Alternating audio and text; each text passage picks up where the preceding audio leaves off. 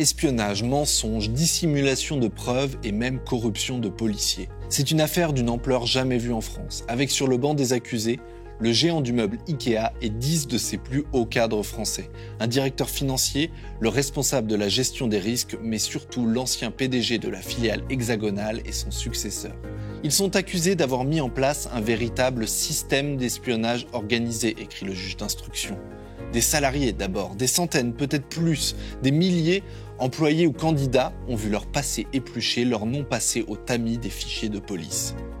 Des délégués syndicaux ont été placés sous surveillance, la direction allant jusqu'à infiltrer des espions pour les tenir à l'œil.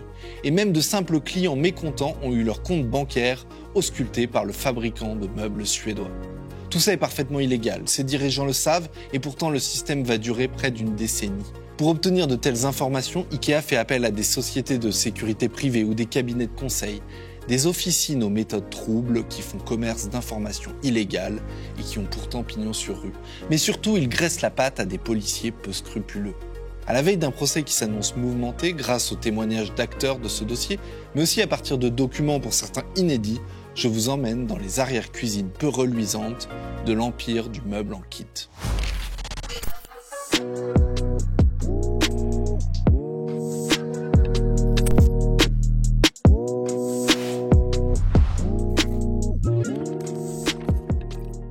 Tout a commencé avec les révélations qui ont été mises au jour par la presse, très certainement à la faveur d'une fuite interne.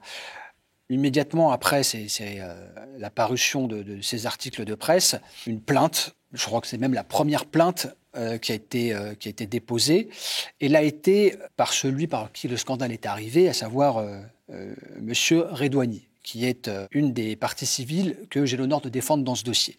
Donc il a porté plainte pour des faits que la presse a finalement baptisé la fameuse histoire d'espionnage des salariés d'IKEA. L'histoire démarre donc du magasin de IKEA Franconville. Donc c'est des collègues, des camarades du syndicat Force Ouvrière en fait, qui mettent la main sur un disque dur avec des centaines de données, des emails, etc. Et en fait, au fur et à mesure de la découverte du disque dur et des éléments qu'il contenait, on s'est rendu compte qu'il y avait des choses qui n'avaient pas l'air très, très catholiques, quoi. Et donc, vous faites quoi ? Vous allez voir un avocat, vous portez plainte ? On prend le temps quand même d'analyser la chose. Effectivement, on prend quand même un conseil juridique sur les éléments qu'il contenait. Et puis, on nous a dit effectivement que là, il y avait lieu d'aller plus loin. Et donc, c'est le début d'une affaire qui va durer presque 10 ans. Et l'enquête révèle un véritable système d'espionnage mis en place par la direction sur ses salariés. Est-ce que vous pouvez nous raconter ce système-là ? Alors, au démarrage, en fait, on ne s'est pas rendu compte finalement de l'ampleur de ce système d'espionnage. On s'en est rendu compte en fait à la découverte des emails et des demandes qui sont faites parce que du coup, ce sont des cadres, des cadres dirigeants de l'entreprise qui avaient mis le système en place tout simplement. Ils faisaient des enquêtes de moralité sur les salariés et notamment par le biais des casiers judiciaires des gens. Donc en fait, finalement, c'est une façon un petit peu de vérifier les antécédents en fait judiciaires des salariés et ils faisaient donc des demandes auprès de personnes qui pouvaient leur filer des informations. Des policiers ? Des policiers, d'anciens policiers, etc. Donc, qui avaient accès au fameux fichier STIC.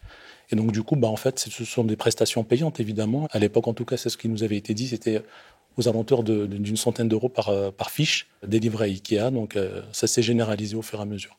Mais on parle de quelques dizaines de demandes, quelques centaines, des milliers de demandes ? En fait, on s'aperçoit, surtout vers, à mon avis, les années 2007-2008, que c'était l'ensemble des potentiels candidats qui devaient notamment faire des ouvertures de magasins. En fait, on faisait des demandes groupées. Donc, pour l'ensemble des candidats, en fait, on faisait une demande de casier judiciaire. Ce qui est parfaitement illégal. Ce qui est parfaitement illégal et ça s'est transformé finalement en quelque chose d'assez industriel finalement. Sur la base des informations confiées à la justice par Hossein Redouani et ses camarades syndicalistes, le parquet ouvre une enquête. Le 9 mars 2012, la police judiciaire de Versailles toque au siège français du géant du meuble. Au cours de la perquisition, les Bleus mettent la main sur un coffre-fort. Il est la propriété du directeur du département gestion du risque, le service en charge de la sécurité de l'ensemble des magasins hexagonaux. À l'intérieur, une pile de documents, des contrats, des emails, des listes de noms, bref, tout un tas de papiers qui démontrent sans aucun doute et sans aucune contestation possible l'existence du système d'espionnage organisé. Confronté à ces preuves, le propriétaire du coffre, le directeur du département gestion du risque, M. Paris, passe aux aveux. Nous nous sommes procurés plusieurs de ces procès-verbaux, des comptes rendus détaillés de ces interrogatoires.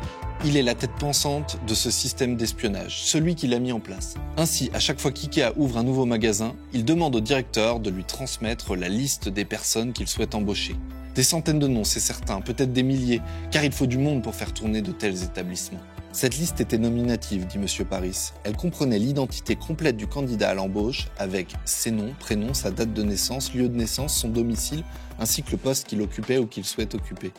Et il ajoute « Ceci a été fait systématiquement lorsque j'étais en fonction. » Le juge l'interroge. « Que faisiez-vous de cette liste ?»« Je la transmettais à M. Fourès, explique-t-il. Ce M. Fourès est un ancien des renseignements généraux et de la direction de la surveillance du territoire. Un espion qui s'est reconverti dans le privé, d'abord en Afrique où il a travaillé, au Gabon au service du président Bongo, avant de monter sa propre officine, baptisée Airpass. Pour IKEA, M. Fourès demande à ses amis dans la police de vérifier les antécédents judiciaires des candidats. Des infos principalement tirées du système de traitement des infractions constatées, le fameux fichier STIC, un immense fichier de police d'assez mauvaise qualité où l'on trouve pêle-mêle des personnes condamnées, d'autres simplement interrogées et même des victimes. Les annotations que Fourès indiquait étaient relatives à des infractions à la législation sur les stupéfiants, l'alcoolémie, les outrages-rébellions, les violences volontaires, dégradation de biens publics, énumère au juge M. Paris.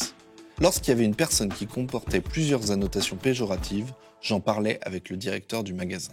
Les candidats à l'embauche, mais aussi des salariés soupçonnés sans preuve de vol ou même pour avoir dénigré l'entreprise, sont ainsi auscultés. Un véritable système, car c'est au total pas moins de 22 magasins sur les 34 que possède l'enseigne en France qui apparaissent dans les différents documents de la procédure judiciaire pour espionnage. Et chaque nom, chaque antécédent judiciaire fourni à IKEA était facturé par Airpass 120 €. Mais cette société n'est pas la seule entreprise privée au service d'IKEA.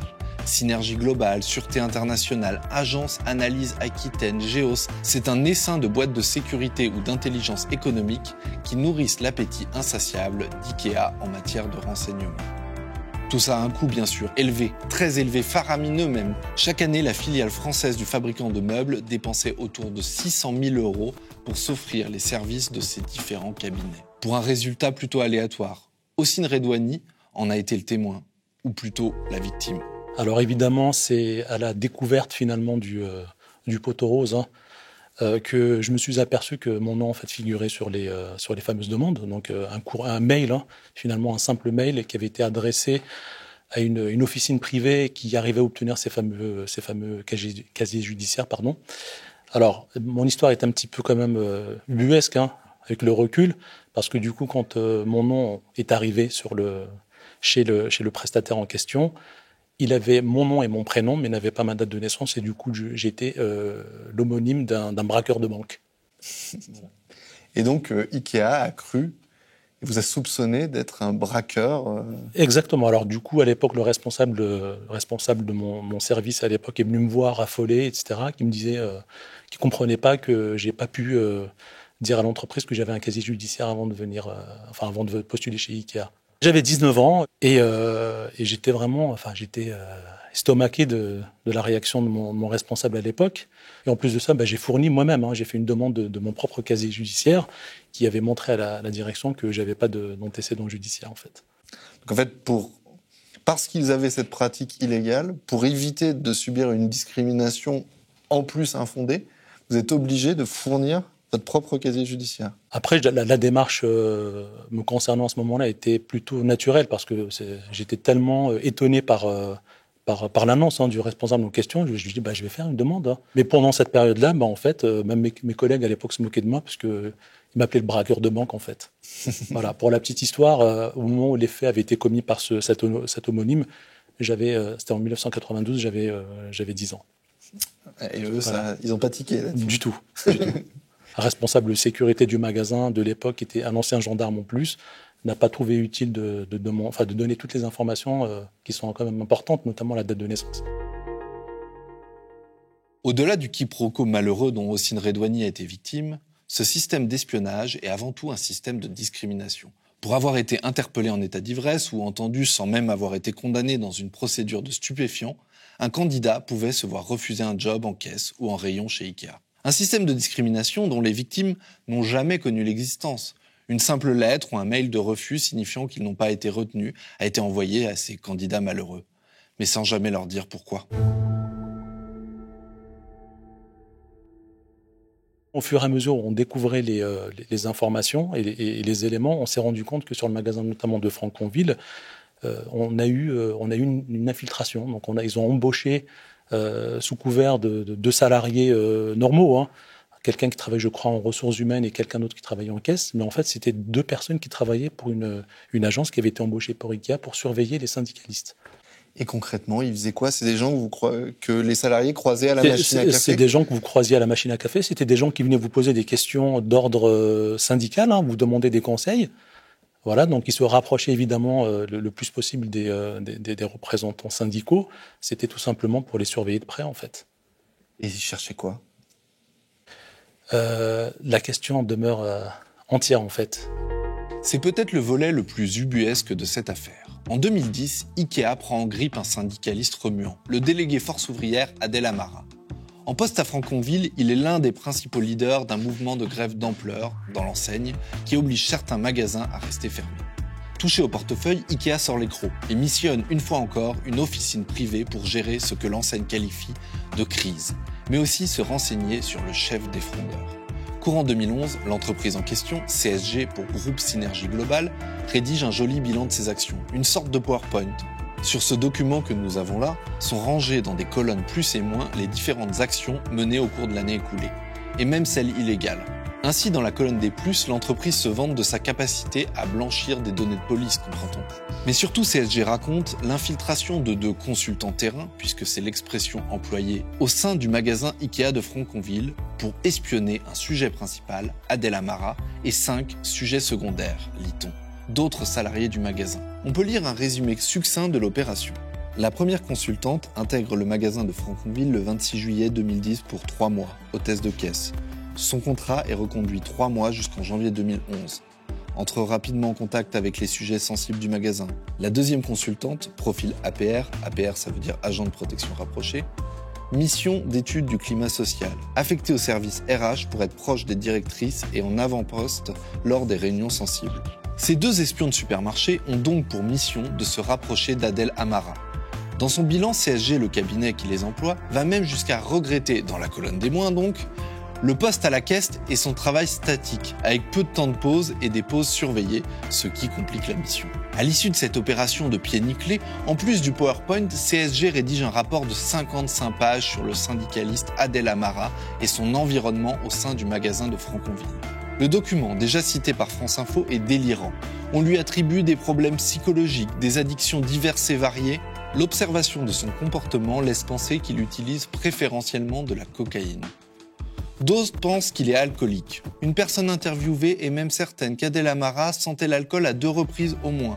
Cependant, cette information n'est pas recoupée par les autres entretiens. De confession musulmane mais peu pratiquant, l'usage de l'alcool n'est pas autorisé par sa religion, peut-on lire. Pire encore, enfin, si c'est possible, CSG envisage de retourner la compagne du syndicaliste pour en faire un levier d'influence.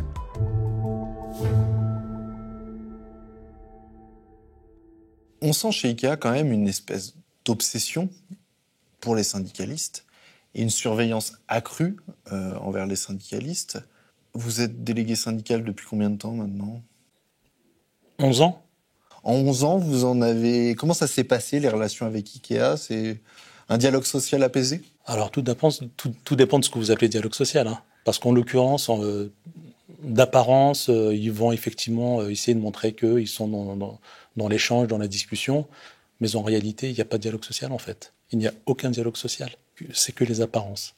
Vous avez fini au commissariat pour un tract? Ah oui, plusieurs reprises, hein. J'ai été poursuivi pour diffamation. Je me suis retrouvé à plusieurs reprises à devoir m'expliquer auprès de la police, en fait, hein, sur les tracts en question. Donc alors, dans le cadre justement d'une plainte qui a été déposée par la direction du magasin de Ikea dans lequel je travaille, donc je me retrouve à être convoqué, je me rends évidemment à la convocation, Et contre toute attente, je rentre dans le bureau dans lequel on m'interroge et je trouve des meubles Ikea qui datent de l'époque où Ikea donnait des chèques cadeaux en fait à la police du coin pour entretenir de bonnes relations. Et vous questionnez les policiers et ils vous confirment ? Évidemment, donc je pose la question et ils me confirment effectivement que ce sont des dons du magasin d'Ikea d'à côté. Et à ce moment-là, vous êtes interrogé, vous êtes accusé, il y a une plainte contre vous. Comment vous vous sentez à être interrogé par des gens qui sont littéralement assis sur une chaise, payés par la personne qui vous accuse ? Oui, c'est sûr, hein, c'est sûr. Alors, je ne sais pas si faut prendre ça de manière ironique, au second degré, mais en tout cas, quand vous vous retrouvez quand même face à un officier de police judiciaire, c'est jamais drôle, parce que du coup, on a quand même quelque chose à vous reprocher. Voilà, donc effectivement, évidemment que je ne pouvais pas me refuser de lui poser de lui faire savoir, de lui dire qu'effectivement, c'est pas normal de me retrouver dans cette situation-là. C'est chez Ikea ce qu'on appelle la politique de bonnes relations institutionnelles. À l'ouverture d'un magasin, son directeur et son responsable de la sécurité sont chargés de prendre contact avec la police ou la gendarmerie locale pour ensuite s'offrir une certaine bienveillance de la part des fonctionnaires du coin. Pour cela, Ikea offre des bons d'achat jusqu'à 1 000 € aux policiers. Parfois, embauche pour l'été un proche d'un fonctionnaire. Un système de corruption presque ordinaire qui assure à Ikea quelques passe-droits et des bons tuyaux. Dans l'un des PV d'audition que nous nous sommes procurés, le responsable national de la gestion des risques, M. Paris, raconte. On demandait aux autorités de nous donner des informations sur les zones ou quartiers sensibles dans la zone proche du magasin. Ce responsable policier ou gendarme nous faisait une cartographie de la délinquance locale. Cela permettait au directeur de savoir s'il devait éviter de recruter dans ces quartiers. Ce que confesse là ce cadre national, c'est qu'IKEA a organisé la discrimination à l'embauche d'habitants de certains quartiers populaires, parce qu'ils sont issus de ces quartiers populaires. Une politique encore une fois totalement illégale, mais sur laquelle la justice n'a pas cherché à enquêter.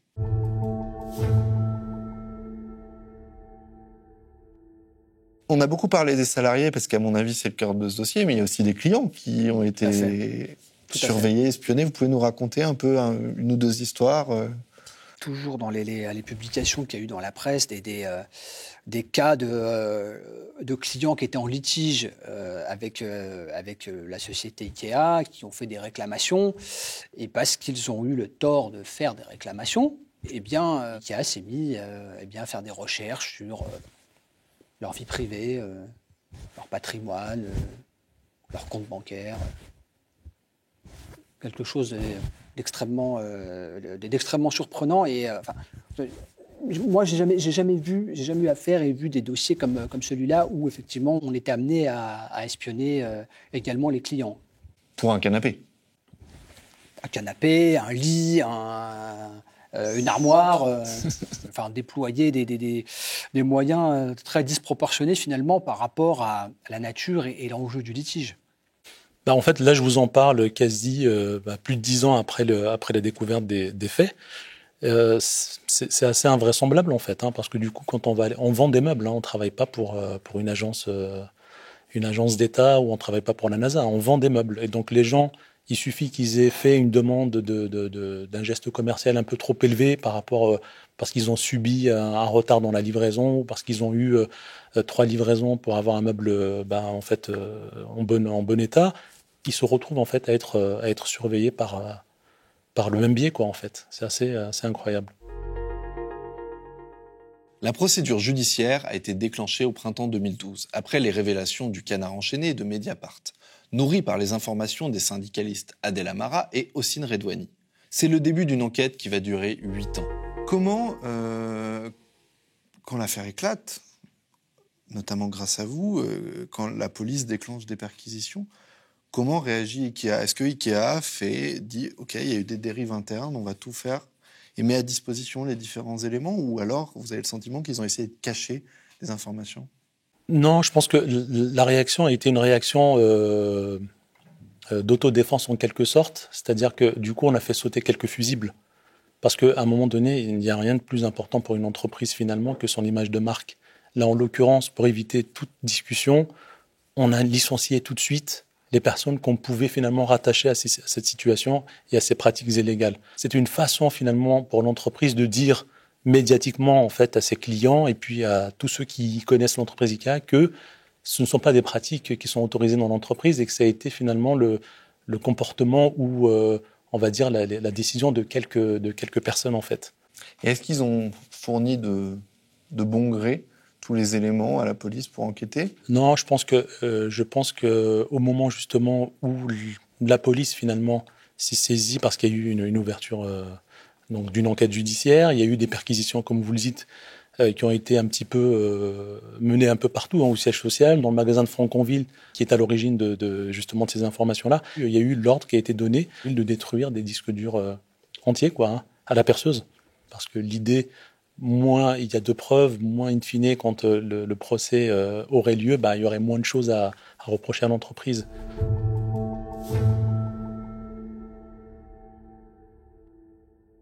On l'a abordé un peu. Jusqu'où remonte cette affaire? Qui a pris les décisions? Qui était au courant au sein d'IKEA de ce système de surveillance? En tout cas, sur la base des éléments qu'on a vus, qui sont d'ailleurs utilisés dans le cadre de la procédure, tout le monde était au courant. Tout le monde. C'est-à-dire à l'époque, finalement, la personne la plus importante dans l'entreprise, c'est le PDG. Le PDG qui clame son innocence au moment où il avait été licencié par IKEA, il était au courant. Vous savez, quand vous avez des centaines de milliers d'euros qui sortent des comptes de l'entreprise, automatiquement, les personnes finalement importantes sont au courant. On a effectivement, ce qu'il apparaît, c'est que on a un fonctionnement un peu pyramidal avec au siège social des directives qui étaient données, parce que c'est le système d'espionnage qui a été mis en place l'a été tout d'abord et avant tout au niveau du siège, donc au niveau central. Et tout se gérait là-bas, à ce niveau-là. À un moment donné, j'ai l'impression que finalement, les directeurs de magasins, je pense que la pratique finalement était presque légale pour eux, parce que du coup, comme elle est acceptée, elle est avalisée finalement par la direction générale, pour eux c'était normal de faire comme ça. C'était un usage, une pratique dans l'entreprise, et en fait, ils le faisaient en fait. Ils se posaient pas la question. Et personne n'a rien dit. Personne n'a rien dit. Puisque les demandes de casier judiciaire étaient faites en général par le responsable sécurité du site. Alors souvent, ça a été des anciens gendarmes, des anciens policiers, qui a recruté en qualité de responsable sécurité. Et ça passait effectivement par le siège social. Donc c'était toute finalement la filière, en quelque sorte, hiérarchique qui était au courant. Une question un peu générique, je ne sais pas si vous aurez une réponse, mais comment on en arrive là? Comment on en arrive à ce qu'une multinationale se mette à employer des moyens démesurés pour espionner ses salariés et ses clients de manière illégale? Pourquoi? Qu'est-ce qui leur a pris? Alors ça, soyez assurés que cette question-là sera posée, parce que c'est la grande interrogation. Et je crois qu'il n'y a pas une partie civile qui ne posera pas cette question au moment du procès. Effectivement. Et quelle mouche les a piqués? Quelle mouche les a piqués? Et ça, effectivement, et je crois même que le parquet ne se privera pas de poser cette question. C'est la question qui va être sur toutes les lèvres au moment du procès. Pourquoi un tel déploiement, une telle débauche d'énergie, de moyens, finalement, pour si peu de choses? Pour si peu de choses.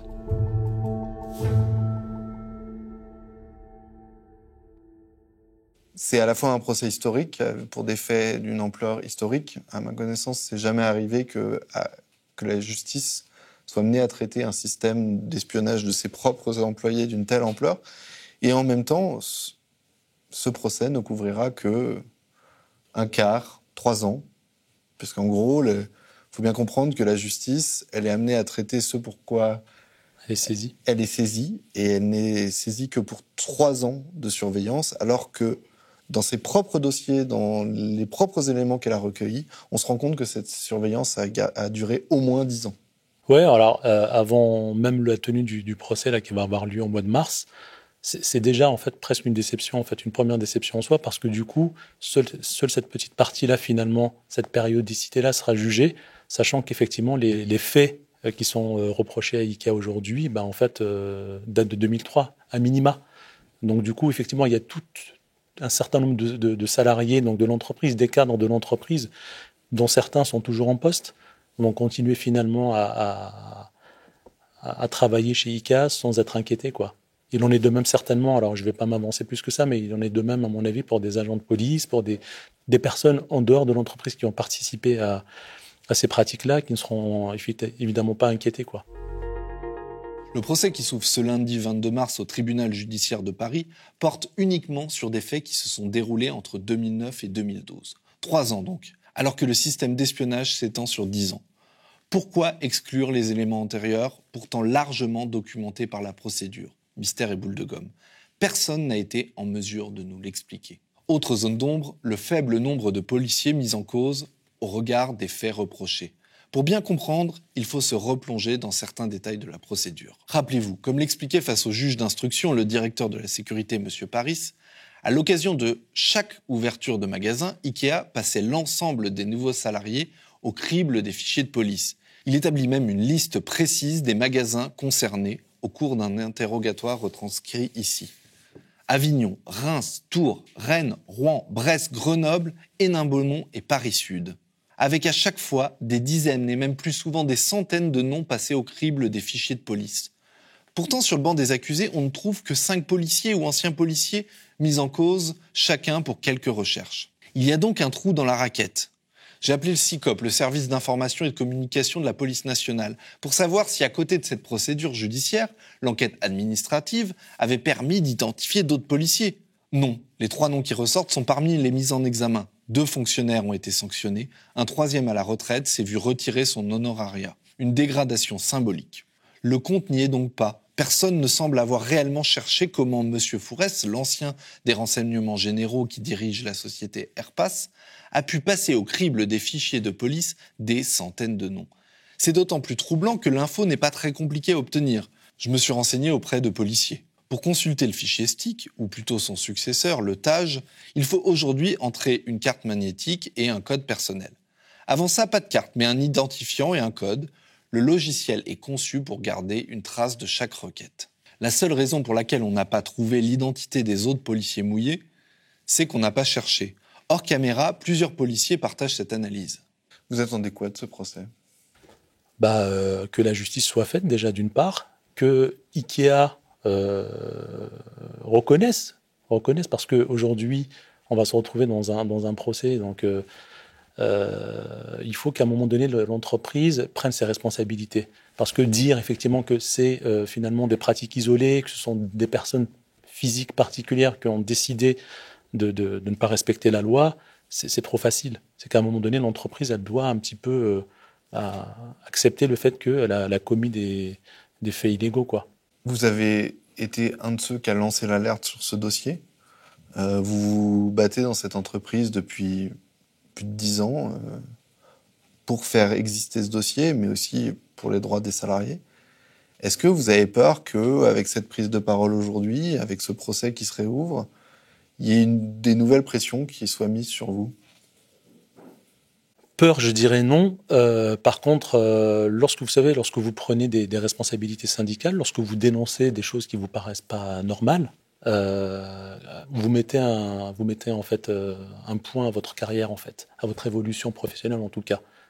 Vous, depuis que vous êtes syndiqué, vous avez subi des discriminations, ou en tout cas un ralentissement de votre carrière ? C'est simple. Depuis 12 ans, je n'ai pas changé de statut ni de niveau. Je suis au même point depuis que j'ai commencé à militer. Après, on vous dira peut-être de l'autre côté que non, il n'y a rien de particulier vis-à-vis de ma personne. Mais moi, je vous dis que l'engagement qui est le mien syndicalement aujourd'hui, clairement, m'empêche d'évoluer professionnellement. Ça, c'est certain. À partir de ce lundi 22 mars jusqu'au 2 avril prochain, le tribunal de Versailles va se pencher sur cette affaire et livrer une partie au moins de la vérité. Cette émission se termine et même si c'est moi qui apparaît à l'image, elle est le fruit d'un travail d'équipe. Merci à tous. Rendez-vous le mois prochain pour un nouveau numéro de Secret d'instruction. En attendant, soutenez la presse indépendante.